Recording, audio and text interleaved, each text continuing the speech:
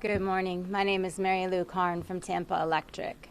And first and foremost, I'd like to send our heartfelt concern for everyone who has been affected by Hurricane Milton. I assure you that everyone at Tampa Electric and the 6,000 plus utility workers that we brought in from as far away as Canada are working tirelessly around the clock to restore power as quickly and safely as possible. It has been a rough couple of weeks that has been stressful and exhausting for everyone in the community, and we know that being without power just adds to that frustration and the challenges that you're facing in your recovery from Hurricane Helene and Hurricane Milton. We recognize the essential role that electricity plays in your restoration process. And it's hard to believe, by the great weather that we're having today, thankfully, that we were hit by an unprecedented storm with catastrophic damage to our community just less than 2 days ago. Not only did we experience hurricane-force winds, but in 18 hours we received 40% of the annual rainfall to our region on ground that was already saturated from a very wet summer and Hurricane Helene. As a result, we will experience a longer restoration time than our community experienced with prior storms.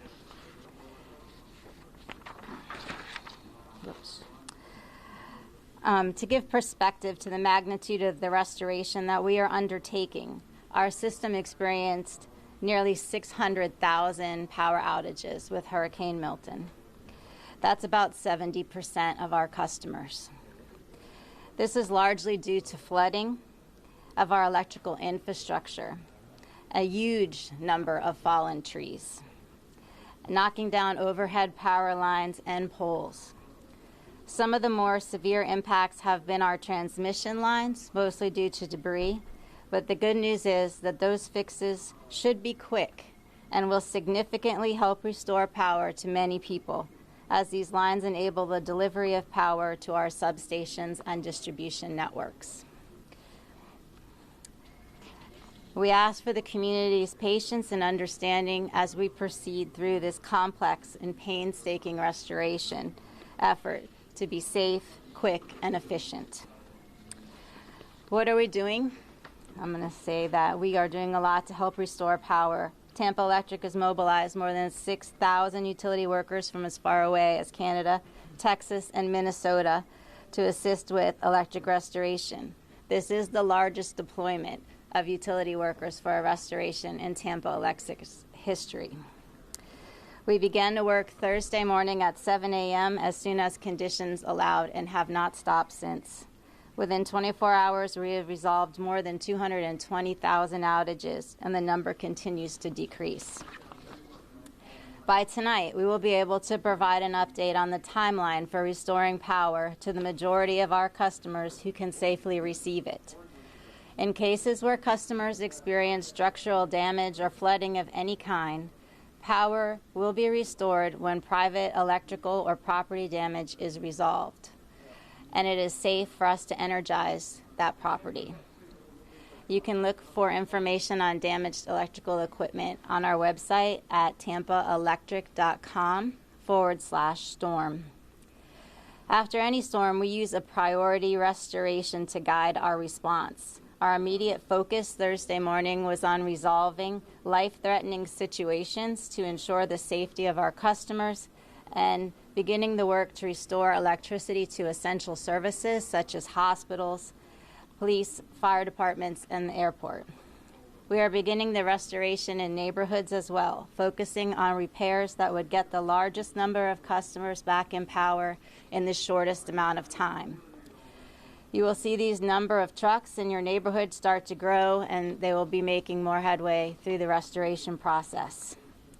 As we proceed today, we are restoring other vital community and public services providers power, including assisted living facilities, nursing homes, water, sewage, and other areas.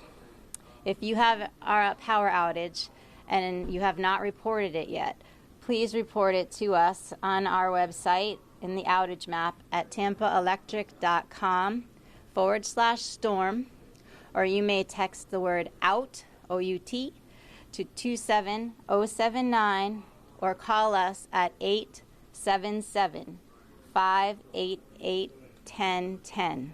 That's 877-588-1010. And by doing so, you help us track outages and restoration. So just a few things to keep note. There are a lot of dangerous conditions existing post-Hurricane Milton, and we recommend following some of these safety tips. Always assume that down power lines are energized. There are a lot of down power lines and a lot of flooding in our area. Just to get here today, I had to, risk a few little turns about in my streets because there was standing water, there were trees hanging on power lines. It's just unprecedented damage.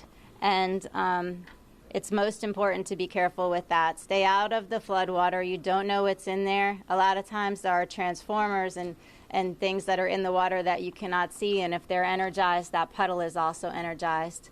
Do not touch any down power lines. Don't go near them. Don't try to remove tree limbs from them. Don't try to cut brush from them. Don't touch a fence or anything else they might be touching, because it will conduct electricity and you could be electrocuted. And lastly, with portable generators, I'd like to put out just a little extra warning. As I was looking around my neighborhood yesterday, I noticed people had generators outside their garage, but the wind was blowing towards the garage. So I want to make sure you understand when we say well ventilated to avoid carbon monoxide poisoning, that means if you open your garage door and you have your generator right there, or your back porch, and the wind is blowing into your house, that's blowing carbon monoxide into your house. So it really needs to be in a well ventilated area, away from openings where wind might be blowing that exhaust into your home.